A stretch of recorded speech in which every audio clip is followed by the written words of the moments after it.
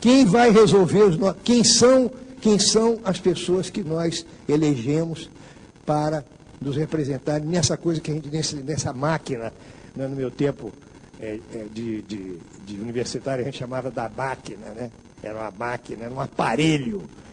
Esse negócio de aparelho, eu acho belo. Esse aparelho que a gente chama de Estado. São os nossos irmãos, são as nossas mulheres, são os nossos filhos, os nossos netos, os nossos pais, os nossos tios. Então, se a gente quiser mudar realmente a sociedade, tem que mudar o Estado, e uma coisa só pode ser feita em conjunto com a outra. Então, o foco era justamente nesses pontos de encontro, que a gente chama de comportamento no trânsito, né? Eu falei ali, tirar essa solução, que é o que eu chamo de Estado-latria, Estado-filia, Estado-mania, que tem permeado os diagnósticos da sociedade brasileira até hoje. E a gente tem muita gente que ainda acredita que o negócio é o Estado mesmo, que é o Estado que vai tirar a sociedade brasileira, que é uma sociedade atrasada, que tem isso, que está faltando isso, o Estado que é o grande demiurgo e o grande dínamo, quando na realidade é exatamente, no meu entender, não só o casamento, mas sobretudo o contrário. Quem vai tirar o Estado da inércia, da falta de ideias, somos nós que somos membros da sociedade. E que tem que ser invertida essa relação. O Estado tem que trabalhar para a sociedade e não a sociedade trabalhar para o Estado. Então, o foco era esse. E procurar compreender o comportamento diário e rotineiro. Não é o comportamento no acidente, era compreender como é que as pessoas... como é que elas, quando elas entravam no automóvel, quando elas participavam do trânsito, não é, desse conjunto que na realidade é um diálogo complexo entre pessoas que não se conhecem, dentro de um espaço que é um espaço anônimo, impessoal, movido por normas que também são automáticas, não vai esperar por mim, o sinal não vai esperar, né, que uma senhora esteja colocando batom, que ele não vai esperar, ele tem um certo número de segundos, ele não sabe que você é o senador da República, o sinal não sabe, a faixa de pedestre não sabe que você é o sujeito mais importante do mundo, que sua mãe falou isso para você quando você tinha 10 anos. Meu filho, você um dia será ministro, você vai ser governador, nasceu para ser governador. A faixa de pedestre não sabe. Então, esses tipos de diálogos, a cidade brasileira que nos impõe, esse era o ponto-chave do trabalho. E a questão dos valores e ações que esses valores, que esses elementos, que de certo modo eles aglutinam, eles centralizam, eles ajudam a classificar o mundo, a ver o mundo como alguma coisa organizada e que faz sentido, não é? Eles orientam as ações. Os valores falam de condutas e estilos de reagir ou atuar sobre o mundo, no caso específico do trânsito. O que nós fazemos quando nós observamos que alguém respeita o sinal vermelho? Não quer dizer respeito, quando alguém respeita. Em geral, quando a gente está com pressa e não tem ninguém na rua, a gente fica com raiva. Né? Pô, que jeito, caramba, que perda de tempo, né? Porque o cara parou no sinal vermelho. Porque a gente acha que pode. Né? Em geral, a nossa predisposição é o contrário. Como reagimos quando nos damos conta que os motoristas, nossos companheiros de trânsito, não respeitam os pedestres e estes não respeitam também os motoristas? Porque não é só, não é, a coisa de um lado, a coisa de dois lados. O pedestre também tem a passarela. Eu quis fazer um trabalho sobre isso, mas não consegui. É muito difícil no Rio de Janeiro. Por que as pessoas têm a propensão a correr risco tendo a passarela? A pessoa prefere atravessar. Eu queria perguntar para quem não usa a passarela, era simples, por que você não usa a passarela? E eu tinha uma hipótese, que depois eu posso até falar, se eu não falar, vocês me lembram o que eu falo. Né? E poucas pessoas são punidas. O objetivo do trabalho foi compreender essa postura de sistemática ignorância ou desobediência para com as normas mais simples, mais racionais e mais rotineiras. No caso do trânsito, tem um elemento que é importante. Se eu fizer esse discurso cometendo erros de gramática bárbaros, Não tem problema, não vai acontecer nada comigo. O que pode acontecer é eu não ser convidado mais pelo Paulo Unhati. Esse cara eu não convido mais. Não é que as ideias são boas, mas ele fala errado demais. Mas não tem problema. Né? Você fala errado. Você não paga, não tem uma multa para quem fala errado. Você não paga R$500, você não perde nada. E muitas outras, se eu for comer num restaurante e tiver um comportamento de tomar 4 cervejas, etc., falar alto, brigar, discutir, etc., também não acontece. Se eu não comer de maneira apropriada, comer de boca cheia, também não acontece. Todas as normas de convivência, a maioria das normas de convivência, são normas que você ficam no nível, não é, de uma punição eventual que pode ocorrer na área do prestígio, na área da influência, talvez, mas não pega você do ponto de vista de perda de propriedade ou do ponto de vista de perda da sua própria vida. O trânsito é completamente diferente, porque no trânsito existe uma relação muito forte entre seguir as normas e agir de maneira racional. E esse ponto é um ponto dilacerante numa sociedade onde sempre houve uma suspeita de uma relação entre irracionalidade e norma, porque provavelmente nós somos uma sociedade que experimentamos muitos regimes políticos, provavelmente todos que existem debaixo do planeta.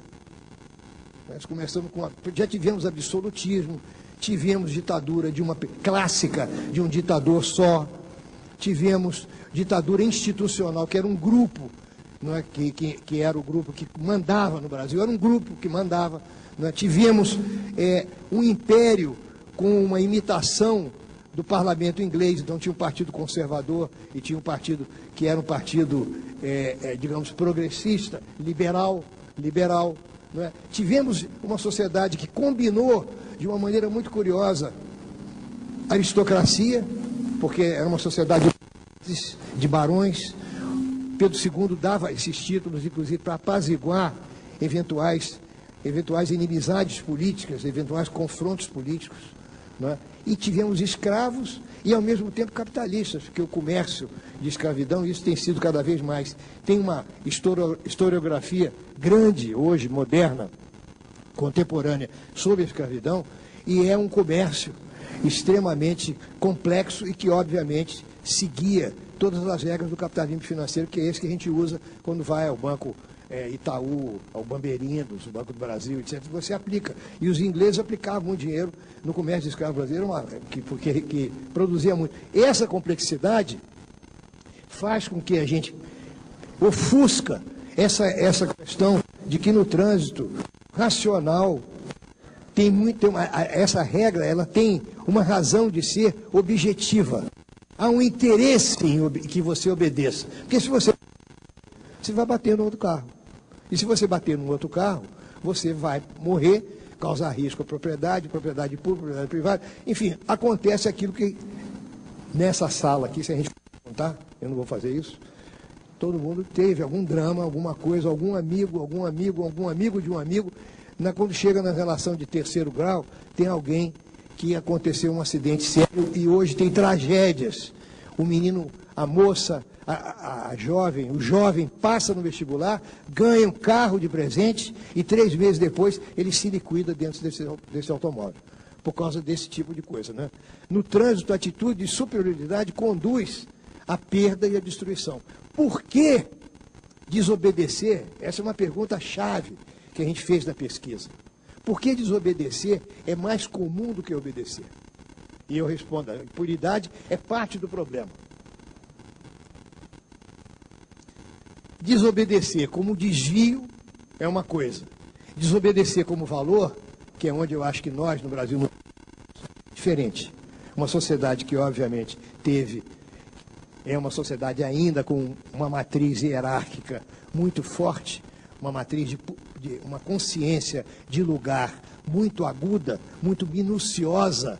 As pessoas sabem exatamente até onde que elas estão e a gente se sente bem, não é? Quando está tudo estruturado.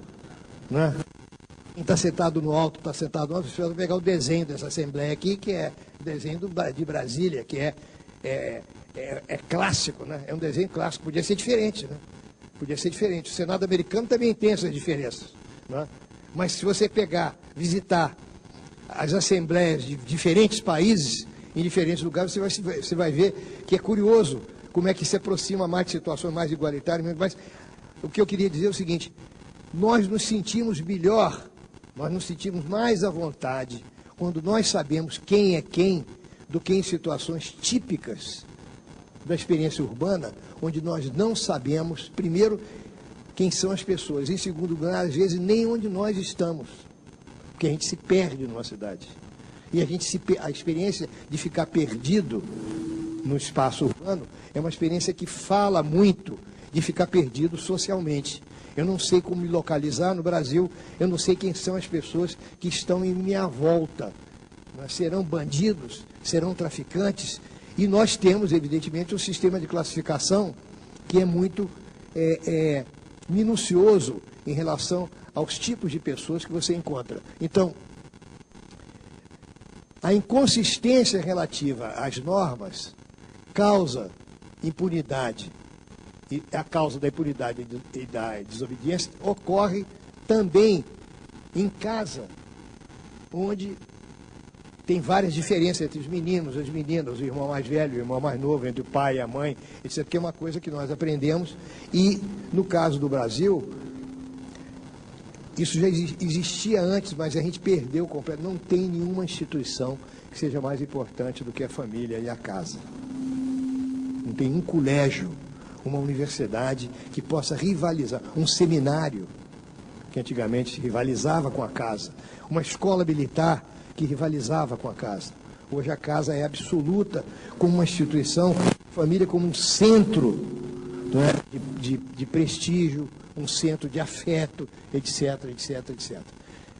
A oposição clássica que eu estabeleci na minha obra, entre em casa, eu sei com quem eu estou falando, não há possibilidade de engano, e na rua, o meu problema, o meu desconforto de não saber com quem eu estou falando, a menos que essa pessoa se apresente a mim de alguma maneira. E a maneira mais desagradável, que eu também estudei, coloquei no mapa da sociologia brasileira, e fui chamado, inclusive, de reacionário por causa disso, porque eu não estava falando em classe social, sabe com quem está falando, que funciona até hoje, né? É você ter um passaporte vermelho, pô.